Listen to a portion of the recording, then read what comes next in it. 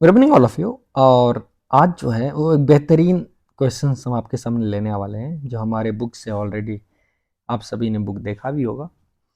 आपको काफ़ी अच्छा लगा होगा, हर एक क्वेश्चंस नए हैं। तो मैं ये बुक से मोटिवेटेड प्रॉब्लम है, सेकंड क्वेश्चन डायरेक्टली किताब से कॉम्प्रिहेंशन में ट्रिग्नोमेट्री के क्वेश्चंस में मैंने ये क्वेश्चंस दे रखे हैं, वहाँ से आप कर सकते हो। और फिर देखते हैं जो हम कैसे इस क्वेश्चन को सॉल्व कर सकते हैं। तो ये पहला क्वेश्चन जो है वो बेसिकली इतने क्यूट ट्रिग्नोमेट्री इक्वेशन से लिया गया है। आपको नंबर ऑफ सॉल्यूशंस फाइंड करने हैं 0 से 2 पाई में इस इक्वेशंस का। चलो इसको ट्राई करते हैं। तो सबसे पहले साइन एक्स हर जगह दिख रहा है, तो इसका कुछ नामांकन किया जाए। साइन एक्स को will put t, so the given equation takes this form t square minus t plus one, और ये 3 times of 3t minus one का पावर 1/3 प्लस वन, ऐसा कुछ दिखा। अब यहाँ से कुछ खास उम्मीद नहीं दिख रहा है, सिर्फ एक चीज़ का जो मुझे इसको और सिंप्लीफाई करना होगा। चलो मैं मल्टीप्लाई कर लेता हूँ। T cube minus T square plus T minus 2t square plus 2t minus 2, 3 times of 3t minus one, 1/3 plus one. Simplification के बाद ज़िंदगी में कुछ सफलता शायद प्राप्त होते हुए दिख रहा है कि मेरे पास ऑलरेडी 3 वाली टर्म्स का बरसात होने लगा। Minus 3t square plus 3t minus 2 is 3 times of 3t minus one power 1/3 plus. अब यहाँ पे देख के एक लालच मन में आ रहा है, क्योंकि ये e cube minus 3t square plus 3t, अच्छा that gives 3a cube minus 3t square plus 3t और माइनस वन। इसको मैं ऐसा लिख सकता हूँ, एक माइनस वन को अगर मैं वहाँ ले जाऊँ तो अपने पास ये 3 times of 3t minus one का पावर 1/3 प्लस 2 हो जाएगा, right, which is precisely a minus b whole cube, and that becomes 3 times 3t minus one का पावर 1/3 प्लस 2।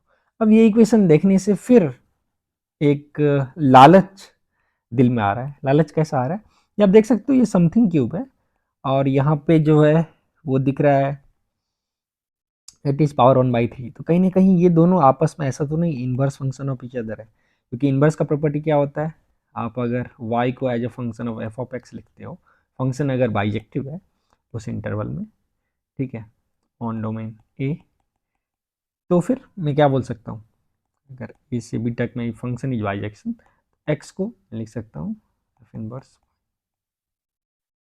ठीक। तो वो वाला कहीं ना कहीं यहाँ पे एक कनेक्शन दिख रहा है ज्योमेट्रिकली, जो बच्चे 11th में आप सोच सकते हो। if we have a function y as a function of x and if we'll take its reflection, तो ये हो जाएगा x as a function of y. So let's say on this function at 1 you are getting 2, so clearly on the reflected function at x equals 2 you will get 1. So the function is known as inverse of each other. तो power cube होके कुछ power 1/3 में लालच तो ऐसा आया, उस लालच को अगर मैं फिलअप करना चाहूँगा तो फिर कैसे कनेक्ट कर सकता हूँ। ये सोचो t माइनस वन का होल क्यूब का इन्वर्स क्या होगा, तो it's basically t minus one is y to power 1/3, so t is y का पावर 1/3 प्लस वन। तो कहीं ना कहीं मुझे इन्वर्स के चक्कर में ये लाने होंगे, जो 3t माइनस वन लाना है, लेकिन मुझे ये तो कुछ खास दिखा नहीं इन्वर्स, ये बस y to the power 1/3, so we want 3t minus one का पावर 1/3। तो 3 इसके कोफिशिएंट में लाने के लिए ओरिजिनल फंक्शन में 1/3 लाना होगा, तो मैं इस फंक्शंस को कुछ ऐसे लिख देता हूँ, इक्वल्स 3t माइनस वन का पावर 1/3 प्लस 2। और फिर भी अगर मैं इसका इन्वर्स निकालूं, इस पार्ट का इन्वर्स निकालूं, तो देखो मोटिवेशन हो रहा है, उसको मैं कुछ x लूं, तो 3x का पावर 1/3 प्लस वन दिखता हुआ निकल रहा है, बट वी वांट, काफ़ी वी आर क्लोज, तो इसका इन्वर्स प्लस वन दिखता हुआ दिख रहा है। तो क्यों ना मैं इसे t minus three whole cube और प्लस 1/3 अगर मैं कर दूँ, right, so that will give what we are added 1/3, यहाँ पे भी मुझे 1/3 ऐड करने होंगे, उससे कुछ सफलता, 3t माइनस वन, उससे कुछ सफलता मिलता हुआ दिखाई दे रहा है क्या, आप सोचो उससे कुछ थोड़ा भी पॉसिबल फॉर अस, मैं कुछ यहाँ से वो कर पाऊँ। So when I am divided by 3 in this step it's clearly 2/3 यहाँ पे आने, ठीक। Now if I do 3 minus 1 whole cube और प्लस 1/3, क्योंकि ये मोटिवेशन से क्या हुआ, तो आर एच एस में आ गया 3 minus T minus 1 cube plus 1। अब आप देख सकते हो इसका इन्वर्स जो है वो 3 टाइम्स ऑफ गोलू माइनस 1 का पावर 1/3 प्लस 1। अच्छा, अब ये तो एग्जैक्टली इन्वर्स है। तो this is function F of x, clearly F inverse x हो गया। कैसे कि यहाँ पे फिर आप देखो, अगर आप y को 3t माइनस 1 का पावर 1/3 प्लस 1 लोगे, 3t माइनस 1 का power 1/3 is y minus 1, so 3 is y minus 1 whole cube, and that will give t as 1 plus y minus 1 whole cube by 3. That is precisely reflection of each other on this graphically feel के साथ, अगर मैं बोल सकता हूँ तो यहाँ से क्या हो गया। अब मैं फंक्शंस के नेचर को अगर देखूँ तो एफ ऑफ एक्स जो है t minus 1 whole cube plus 1/3 है, तो एफ डैश और एफ ऑफ टी बटे टोटल,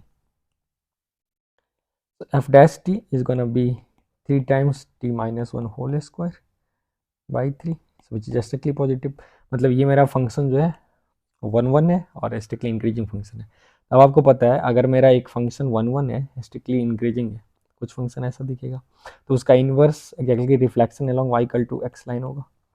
तो for this class of function if f and f inverse has any solution, the solution must be same as the solution of y equal to x and f of x, क्योंकि जहां f और f inverse cut करेगा वहीं पे y equal to x और f cut करेगा, provided function is strictly increasing है।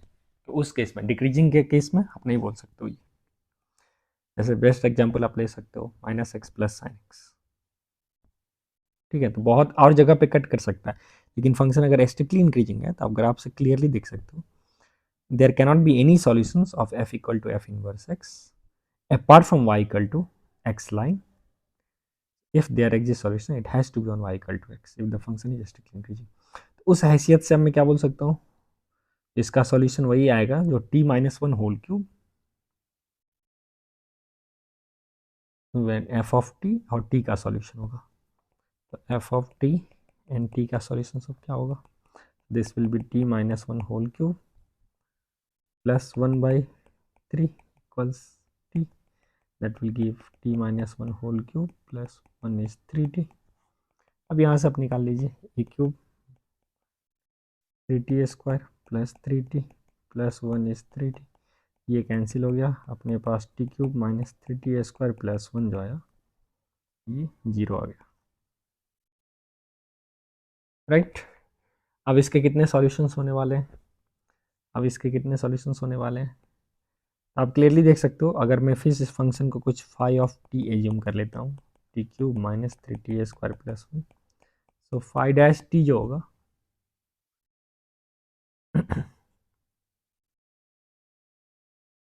यहाँ पे ये -1 आने वाला है, सॉरी ये -1 आएगा यहाँ, a cube minus b cube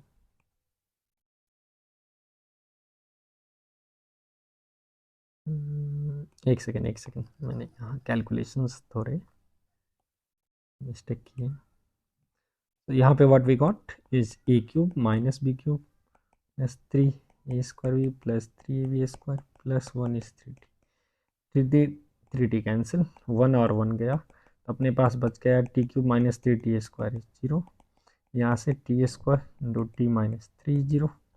अब ध्यान दो टी जो है वो मेरा साइन एक्स था, तो या तो साइन एक्स टी 0 होगा और टी जो होगा वो 3 होगा। अब टी 3 हो नहीं सकता है because sine x is bounded from -1 से 1. The only solution of this equation is sin x equal to 0. अब sin x 0 will give x equals 0, pi और 2 pi in the window which is solved for.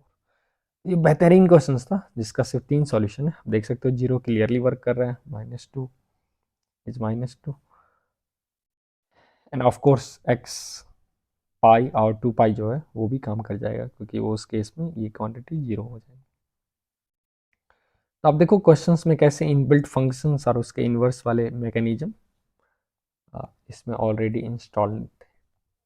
चलो अब मैं एक दूसरे questions पे चलता हूँ और ये बेहतरीन क्वेश्चन है जिसको मैंने अपने बुक में भी इनकॉर्पोरेट किया है।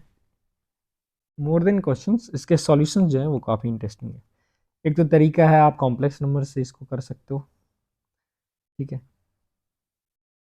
दूसरा तरीका है, सबसे पहले तो x प्लस पाई बाई 12 को, चलो तो सबसे पहले मैं इसको सिंप्लीफाई करूँगा। तो इसको अगर मैं कुछ y ले लूँ तो मेरा फंक्शन जो आ जाएगा cos 5y आ जाएगा, फिर cos 5 y plus 2 pi by 3 आ गया, देख सकते हो, और ये आ जाएगा cos 5 y plus 4 pi by 3।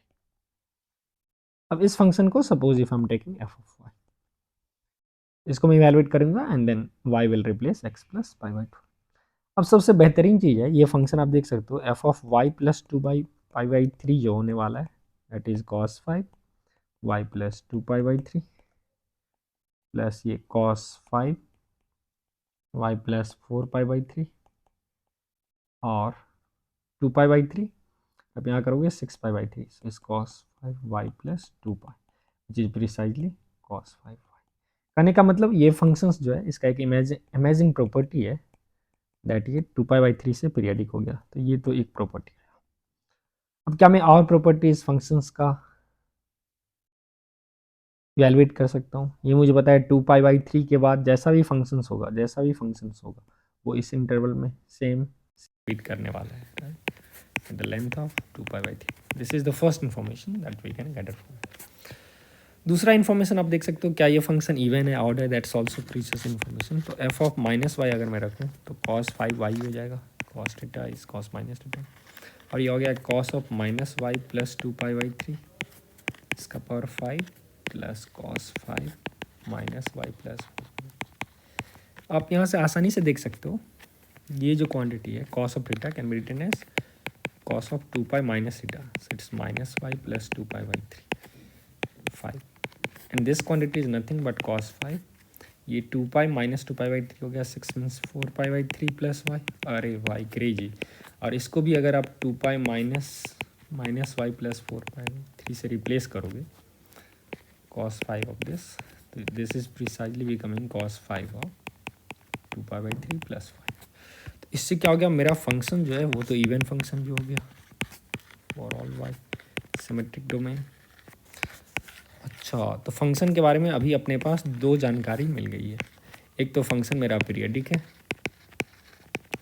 मतलब f of y is same as f of 2 pi by 3 plus y, और फंक्शन जो है वो इवन भी है f of minus y is f of. अब इस दोनों इन्फॉर्मेशन से हम बहुत कुछ कर सकते हैं, क्योंकि देखो अगर आप फंक्शन को देखोगे तो अगर कोई बच्चा इसको एक्सपेंड करे तो यह जाएगा cos x times something cos pi by 12, फिर माइनस साइन एक्स और कुछ स्टार का पावर 5 प्लस फिर cos x टाइम्स कुछ आएगा गोलू, और plus minus whatever it comes, तुम प्लस से लिखो माइनस से लिखो फ़र्क नहीं पड़ता है। साइन एक्स मतलब ये किस फॉर्म में दिखेगा, कुछ गोलू टाइम्स 5 प्लस फिर cos x टाइम्स डोलू प्लस साइन एक्स टाइम्स डोलू का भाई का पावर 5। तो कहने का मतलब है ये पूरे के पूरे एक्सप्रेशन जो होंगे वो cos 5x प्लस कुछ cos 4x साइन एक्स और ये कुछ हैश स्टार, इसके कॉफिशिएंट्स रहेंगे इस टाइप में आते रहेंगे, राइट। फिर फाइनली सेकंड एक्सप्रेशन भी एग्जैक्टली इसी टाइप में देगा, फिर आएगा मेरा cos cube x sine square x, एक टर्म बनेगा next cos square x sine x sine cube x, फिर बनेगा cos x साइन 4x और साइन 5x, और सिमिलरली वो दोनों ब्रैकेट से भी कुछ उसी टाइप के टर्म्स आएंगे, मतलब ये सेकंड ब्रैकेट से या थर्ड ब्रैकेट से, क्योंकि फर्स्ट ब्रैकेट से सिर्फ cos x है, फर्स्ट ब्रैकेट से सिर्फ cos x का पावर 5 है। तो कहने का मतलब है मुझे इस टाइप के एक्सप्रेशन आएंगे। आप देख सकते हो जब कभी भी मेरे पास टर्म्स हैं जैसे cos 5x, तो इसको मैं कैसे लिख सकता हूँ, इसको मैं cos 4x into cos x लिख सकता हूँ, cos 4x into cos x। अब cos 4x को फर्दर लिखा जा सकता है 1 plus cos 2x by 2 whole square times cos x।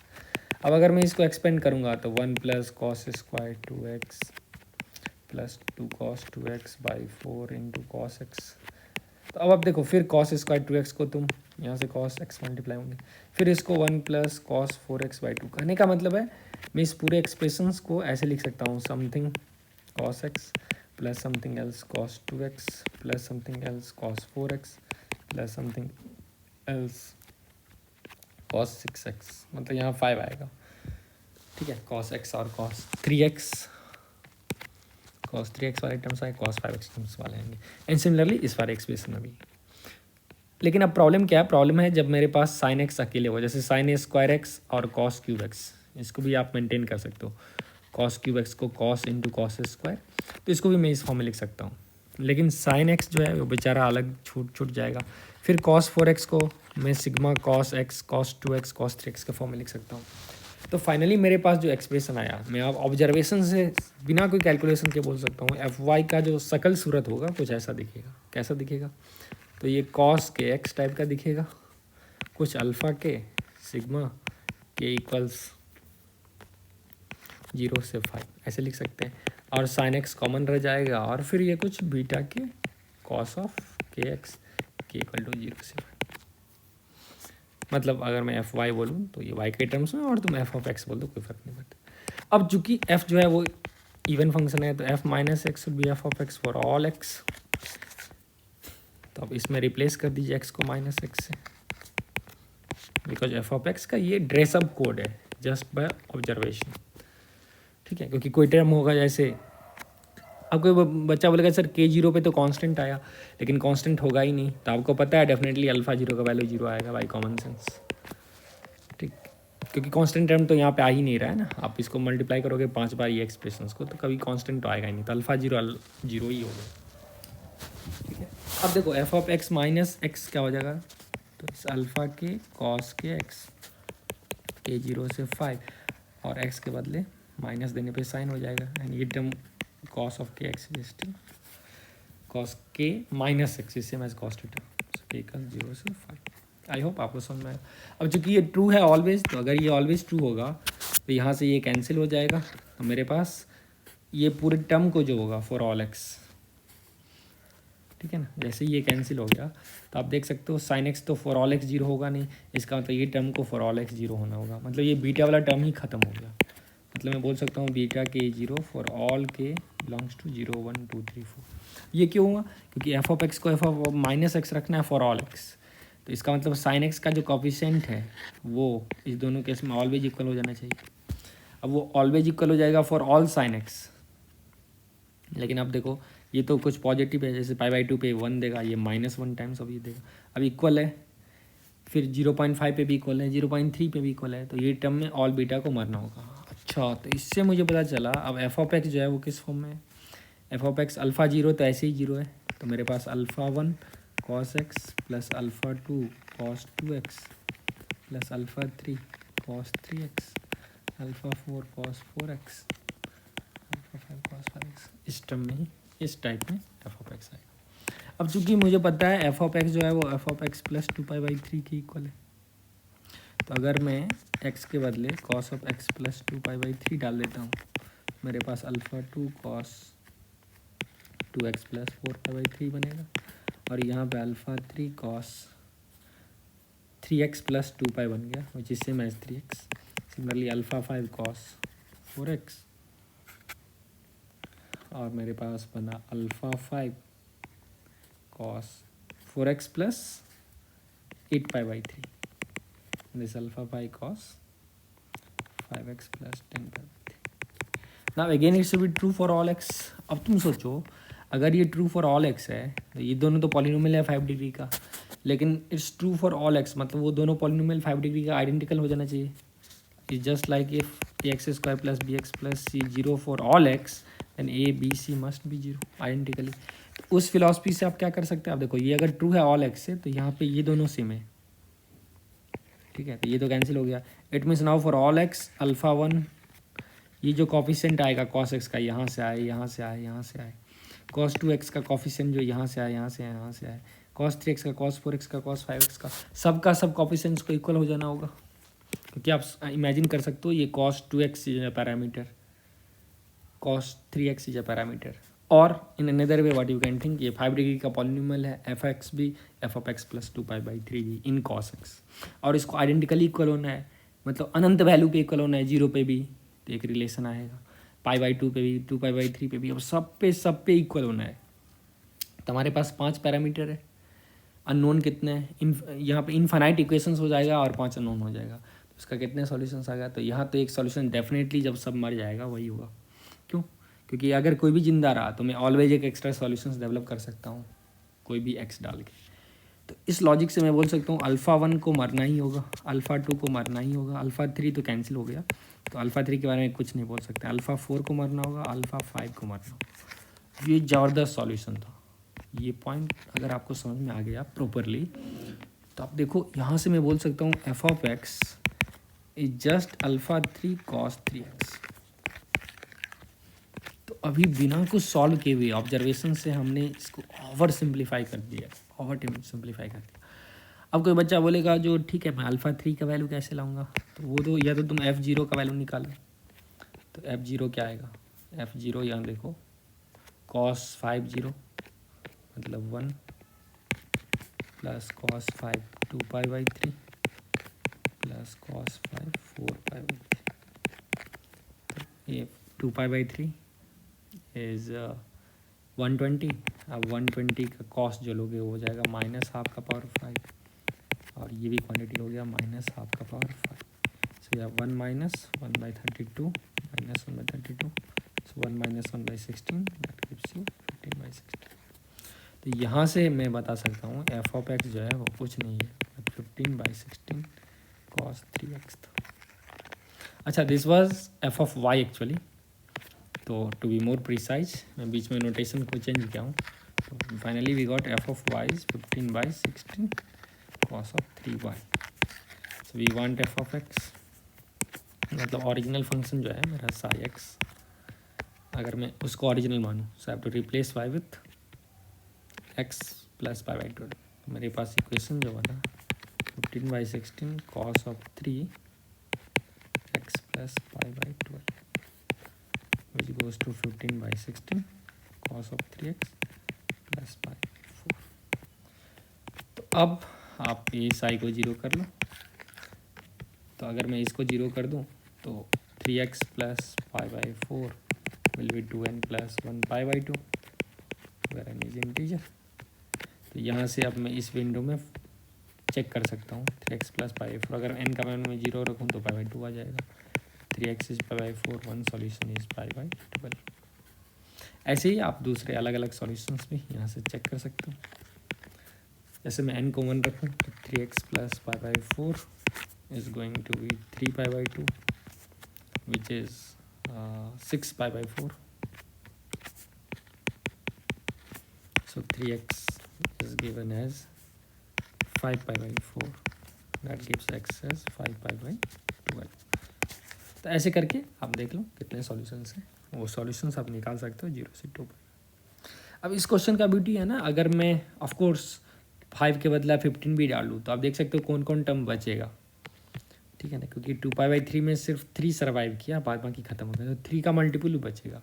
मतलब यहाँ अगर 15 होता है तो मेरे पास एक टर्म आता है alpha 3 cos 3x plus alpha 6 cos 6x plus alpha 9 cos 9x plus alpha 12 cos 12x और प्लस अल्फ़ा 15 cos 15x।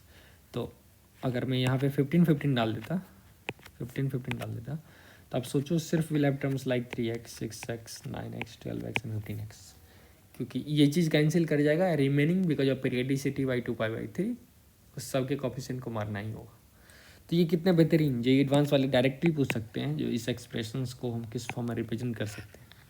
तो ये तो मेरा एक अदर सॉल्यूशन था। हालांकि मैं बुक में जो सॉल्यूशन आपसे एक्सपेक्ट कर रहा था वो इस चीज़ को आप एफ ऑफ वाई को cos 3y से मल्टीप्लाई कर सकते हो, cos 3y को 4 cos cube y minus 3 cos y लिख के एक रिकर्सन बना सकते हो, क्योंकि आप देखोगे यहाँ पे cos ऑफ 3y जो है वो सेम है cos ऑफ 3 टाइम्स ये angle y plus 2π/3 which is same as cos of 3 times y plus 4π/3।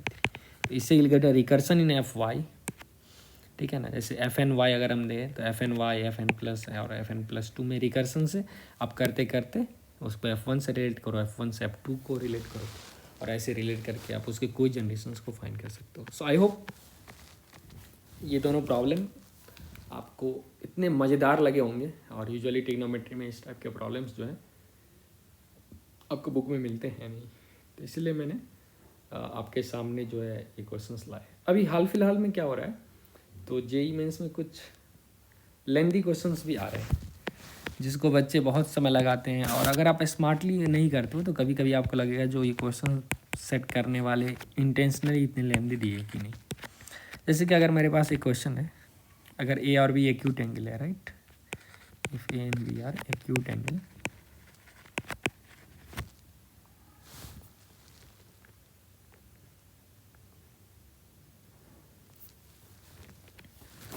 और फिर मैं अगर आपसे पूछूं एक्यूट एंगल होने के बाद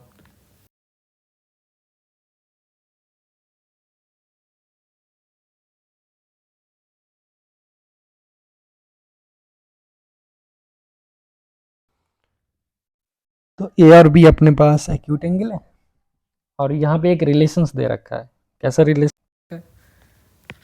सो कॉस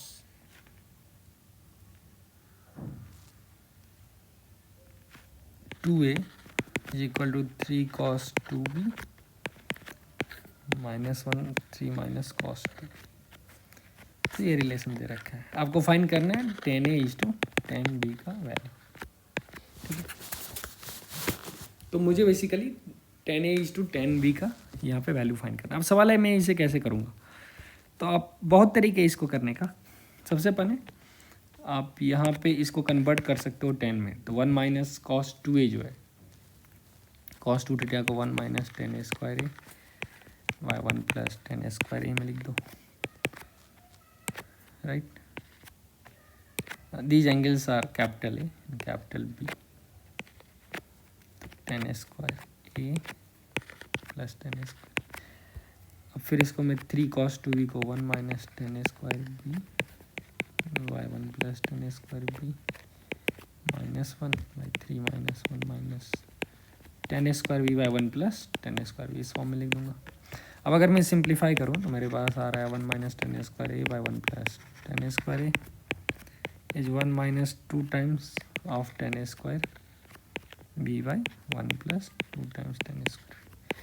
हालांकि आप इसमें कंपोनेंट और डिपेंडेंट लगाओगे और फिर वहाँ से एक रेशियो जाएगा, और वो बिल्कुल सही है, ऐसे ले सकते हो। वैसे कभी कभी अगर ये खतरनाक एक्सप्रेशन है तो आप देख सकते हो they are in the same fashion. Same means 1 minus something square 1 plus something square, 1 minus something square 1 plus something.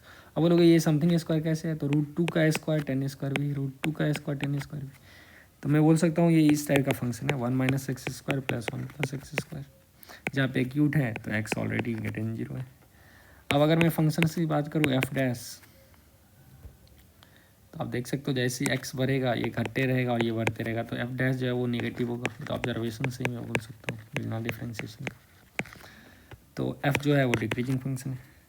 अब अगर एफ डिक्रीजिंग है डोमेन में तो द ओनली वे दो इनपुट पे एक्स और वाई पे वो इक्वल होगा, जब दोनों इनपुट ही इक्वल हो जाए तो ये मैच कर जाए। It means this is possible if and only if 10a equals √2 10b।